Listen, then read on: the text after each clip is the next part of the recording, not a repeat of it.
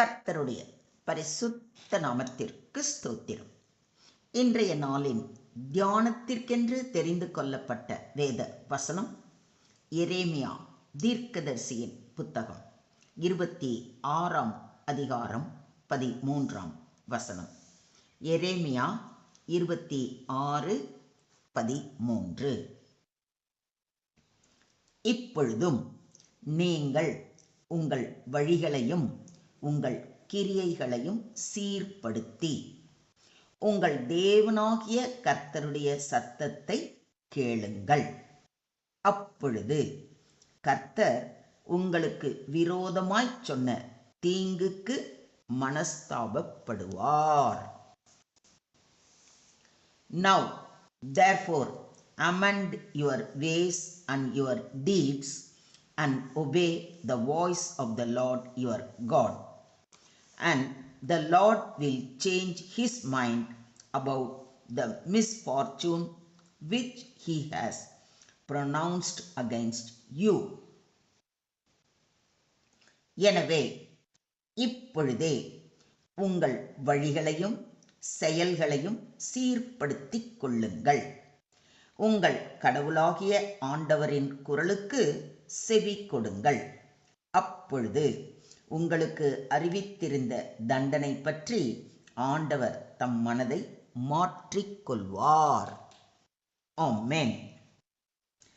இன்றைய தியான வசனம் இறைவாக்கினர் எரேமியா உரைத்த புலம்பல் காலத்துக்குட்பட்ட ஒரு முக்கியமான செய்தி. கர்த்தர் எருசலேமின் மீது தண்டனை வரப்போகிறது என்று எரேமியா மூலம் சொல்ல செய்தார். அந்த செய்தியை மக்கள் கேட்கும் பொழுது அவரை கொல்லவே நினைத்தார்கள். ஆனால் அதே சமயம் எரேமியா அவர்களுக்கு ஒரு வாய்ப்பையும் கொடுக்கிறார், மனம் திரும்புங்கள் என்று. இன்றைய தியான வசனத்தில் இப்பொழுதும், நவ், இப்பொழுதே என்று ஆரம்பித்திருப்பதை கவனியுங்கள். இது ஒரு தயவுடனும் இரக்கமுடனும் கூடிய அழைப்பு. மக்கள் கடைசி நேரத்திலும் மனம் திரும்பக்கூடிய வாய்ப்பு இருக்கிறது என்பதை இது குறிக்கிறது. உங்கள் வழிகளையும் உங்கள் கிரியைகளையும் சீர்படுத்தி, இது ஒரு முழுமையான மனம் திரும்புதலை நோக்கி அழைப்பு. வழிகள் என்பது அவர்கள் வாழும் பாணியை குறிக்கிறது. கிரியைகள் என்பது அவர்களின் செயல்களை, குறிப்பாக பாவ செயல்களை குறிக்கிறது. இந்த இரண்டு பகுதிகளும், அதாவது வழிகளும் கிரியைகளும் மாற்றப்பட வேண்டும், உள்ளத்திலும் செயலிலும். கர்த்தருடைய சத்தத்தை கேளுங்கள் என்று சொல்லப்பட்டிருப்பது கேட்டு பின்பற்றுதல் என்று பொருள்படும். தேவனின் வார்த்தைக்கு கீழ்ப்படிதல் முக்கியம். இது ஒரு அறிவுறுத்தல் மட்டுமல்ல, திறம்பட கேட்டு நடக்க வேண்டிய ஆணை.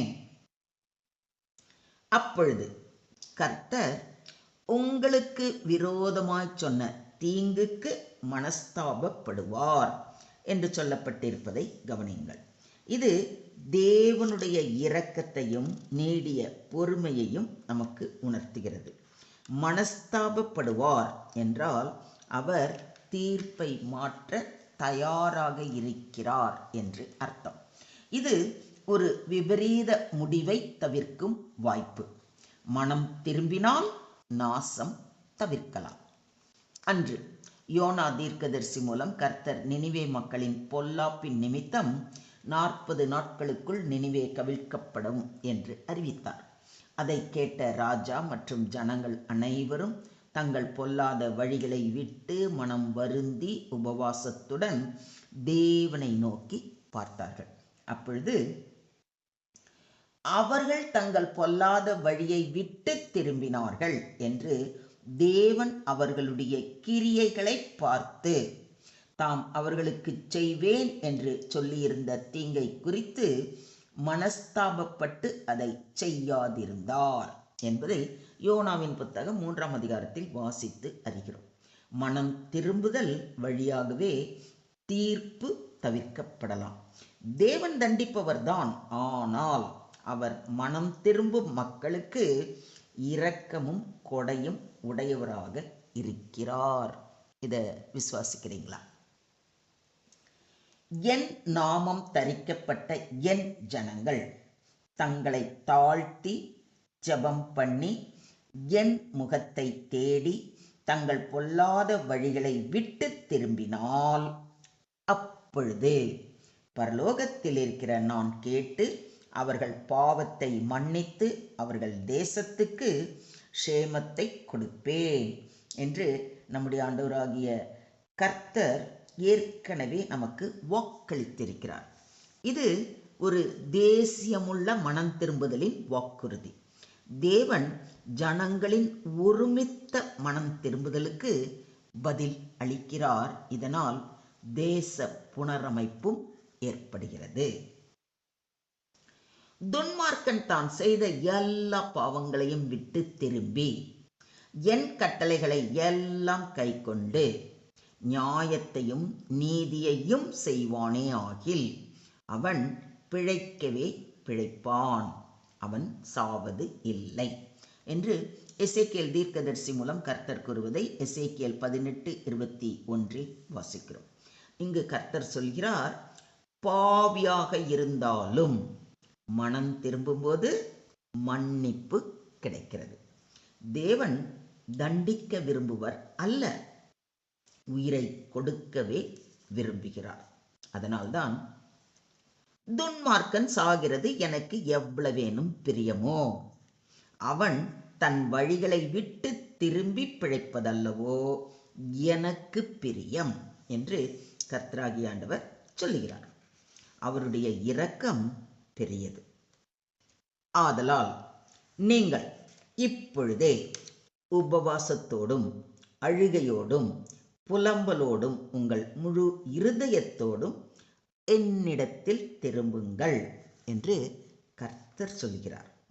நீங்கள் உங்கள் வஸ்திரங்களை அல்ல, உங்கள் இருதயங்களை கிழித்து உங்கள் தேவனாகிய கர்த்தரிடத்தில் திரும்புங்கள்.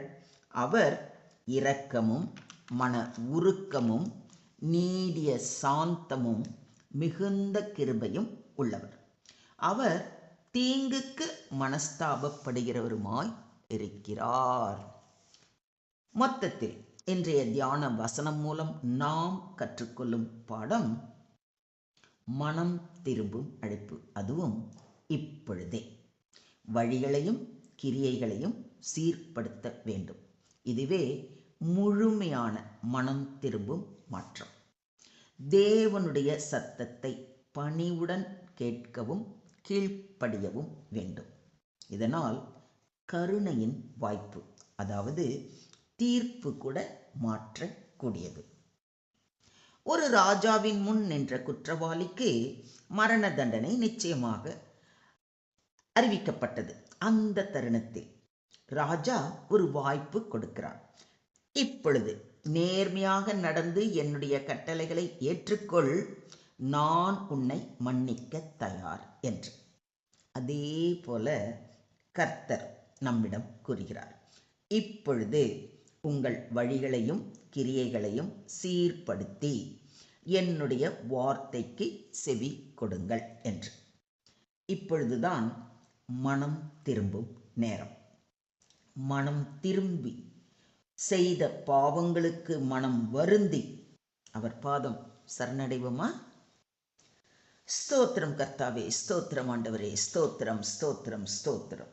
எங்களை அதிகமாய் நேசிக்கிற எங்கள் அன்பின் தகப்பனே, உம்மை நன்றியோடு துதிக்கிறோம், ஸ்தோத்தரிக்கிறோம். அப்பா அப்பா, நீர் இரக்கமும் மன உருக்கமும் நீடிய சாந்தமும் மிகுந்த கிருபையும் உள்ளவர் என்பதை பரிபூர்ணமாக விசுவாசிக்கிறோம். ஒரு தாய் தேற்றுவது போல எங்களை தேற்றுகிற எங்கள் தேவாதி தேவனே, நாங்கள் பாவிகளாக இருப்பதை நீர் ஒருபோதும் விரும்புவதில்லை என்பதை அறிந்து நன்றி செலுத்துகிறோம். எங்கள் பாவங்களை விட்டு திரும்பினால் எங்களை மன்னிக்க தயாராக இருப்பதை அறிந்து மிகுந்த நன்றி நிறைந்த உள்ளத்தோடு துதிக்கிறோம். கர்த்தாவே, இப்பொழுதே நாங்கள் மனம் திரும்புகிறோம். அப்பா, எங்கள் தவறுகள் மற்றும் பாதக வழிகளை விட்டு விலகுகிறோம். உங்கள் சத்தத்தை கேட்டு அதன்படி நடக்க ஆசைப்படுகிறோம். தயை கூர்ந்து எங்களை இரக்கமாய் பார்த்து உங்கள் நீதியும் கருணையும் நிரம்பிய கரங்களால் எங்களை வழிநடத்த வேண்டுமாறு எங்களை முற்றிலுமாக தாழ்த்தி உம்முடைய கரங்களிலே ஒப்பு கொடுக்கிறோம். நீங்க பொறுப்பெடுத்துக்கோங்க, நீங்க வழி நடத்துங்க. எல்லா துதியும் எல்லா கனமும் எல்லா மகிமையும் ஒருவருக்கே செலுத்துகிறோம். மீட்பர் இயேசுவின் மூலம் ஜெபம் கேளும் எங்கள் ஜீவனுள்ள தகப்பனே, ஆமென்.